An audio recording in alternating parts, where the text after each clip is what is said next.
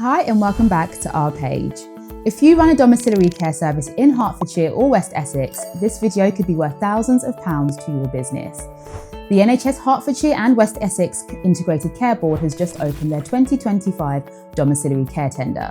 This is how they commission NHS Continuing Healthcare packages in the area.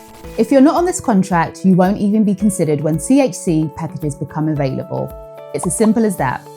In this video, I'm going to show you exactly what this tender is, whether you can apply, and what the application involves, and most importantly, the mistakes that get most providers rejected. I will also give you a free checklist you can download to make sure you are ready before the deadline. Let's get into it.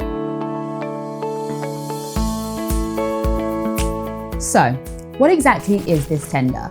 The full name is the NHS HWE Domiciliary Care Any Qualified Provider Contract. You might hear it called the AQP or the CHC framework. Here is what you need to know. This is the main route that NHS uses to commission continuing healthcare domiciliary care in Hertfordshire and West Essex.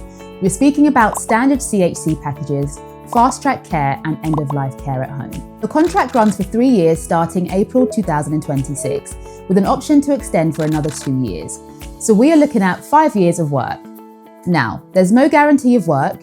You're not promised a set number of packages, but if you are on this contract, you're in the conversation. If you're not on it, you're invisible to the commissioners. There are also no limits on how many providers can be awarded a place, and if you meet the criteria, you can definitely get on. Let's talk money. The rates are fixed and transparent. So the standard care rate is £23.65 per hour. The specialist care rate, which is tier 3, is £26.96 per hour. The nursing care, it's £48.64 per hour.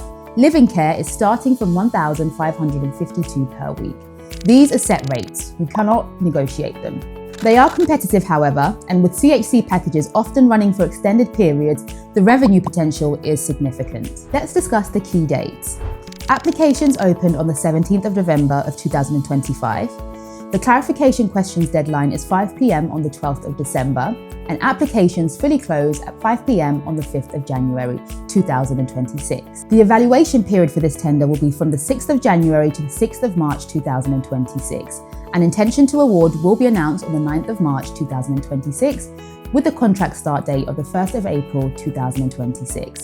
That closing date is critical. It's critical to remember that at 5 p.m. on the 5th of January 2026, the portal locks at that time.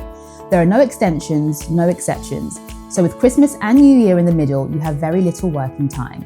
Don't leave this till the last week. Before you start the application, you need to pass 2 tests, geography and CQC rating. On the topic of geography, you must have at least one CQC registered home care service located inside the Hertfordshire and West Essex ICB area, or within 3 miles of the ICB boundary. If all your branches are outside this zone, you can't apply for this round. Now, your CQC rating.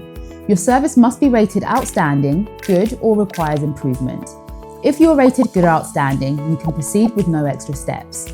If, however, you're rated requires improvement, you still can apply, but you must upload a proper improvement plan. This plan needs to include smart actions, measurable targets, and clear governance. Generic statements will not pass.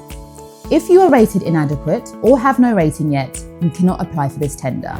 Not sure if you qualify? We can check your CQC profile and location against the boundary map. Just get in touch. Everything is done through a portal called CarePulse, eProcurement. You create an account, verify your email, and from there you can download all the tender documents, access the questionnaire, and send over clarification questions. The questionnaire has 7 sections. This includes general information, so your organisation details, exclusion grounds, so legal declarations under the provider selection regime, insurance, confirming you have or will obtain the required cover, financial evaluation, so proving you're financially stable, technical evaluation, so showing you can deliver safe, person-centred care, social value, committing to environmental and equality actions, terms and agreement, accepting the contract conditions, and here is the important part. Most questions are pass or fail. There is no scoring, no partial credit. If you fail a key question, your application stops there. You cannot use clarification questions to add new evidence later. You only get 2 working days to respond if evaluators ask for clarification. So your first submission needs to be complete and accurate. Now, this is where many providers get caught out. The financial evaluation uses 2 things. Firstly, your Dun and Bradstreet failure score. and next, ratio analysis of your last 3 years of accounts. The D&B failure score measures the risk of your business failing. You need a score of 51 or higher to pass automatically. If your score is lower, you may still pass, but it depends on the ratio analysis. The ratio analysis looks at your liquidity, debt levels, and profitability. As a rough guide, you want your overall score to come out around 50% or above. What if your finances are not strong enough, you may ask? There is a lifeline. You can use a financial guarantor, and this could be a parent company or another entity that agrees to guarantee your obligations under the contract. But here's the catch. If you use a guarantor, you must submit their full account and sign a financial guarantee deed during mobilisation. If you forget to include their details in the application, you fail Section 4. Also, check your accounts include these lines. First is total assets, total liabilities, creditors due within 1 year, shareholders' funds, turnover, cost of sales, operating expenses, and net profit. If any of these are missing, evaluators can't complete the ratios and your application may fail. Section 5 is the technical evaluation. This is where your care delivery expertise is tested, and it's where most applications fall apart. Let me walk you through the key areas. First is person-centered care plans. You must upload an actual care plan from a real package, not a template. Not a blank example, a real plan. The critical rule, this plan must be from a package active within the last 6 months. And here is the risk. If you leave any patient identifiable information visible, a name, an NHS number, a date of birth, even initials, your entire application is rejected. This is automatically treated as a data protection breach. We redact these documents forensically, every detail checked and removed. 2. Advanced care plans. Same rules apply. Upload a real advanced care plan, properly redacted from a recent package. Thirdly, training evidence for end-of-life care. This includes safeguarding and Mental Capacity Act questions saying, "We do training is not enough." You must upload your training syllabus or learning outcomes. To be more specific, your end-of-life care training must reference the NICE NG 142 guidelines. If it doesn't, you will not pass. Your safeguarding training should reference PREVENT. Fourth, policies. You will need to upload your safeguarding policy, which is reviewed annually, your Mental Capacity Act and DOLS policy, your business continuity plan covering pandemics, IT outages, staff crises, and your clinical governance framework. This shows how you manage incidents and near misses. Fifth is operational readiness. You must prove you have an electronic care monitoring system in place, and you must confirm you can accept referrals within 24 hours. They are buying reliability. They need to know you can respond quickly when a CHC package comes through. Section 6 asks about social value. This is mandatory, and there is a specific rule most providers miss. You must commit to new actions, not things you already do. You need one environmental action with clear metrics, and another equal opportunity action with again clear metrics. And you must explain how you report progress to the Commissioner. Generic statements like "we recycle" or "we are an equal opportunities employer" will not pass. You need specific measurable commitments tied to this contract. Let me be direct about the mistakes that sink applications. One is patient identifiable data. If any name, date of birth, NHS number or address is visible on your uploads, you are rejected, no second chances. Secondly, generic AI-generated answers. The tender documents explicitly say they will look out for AI-generated content.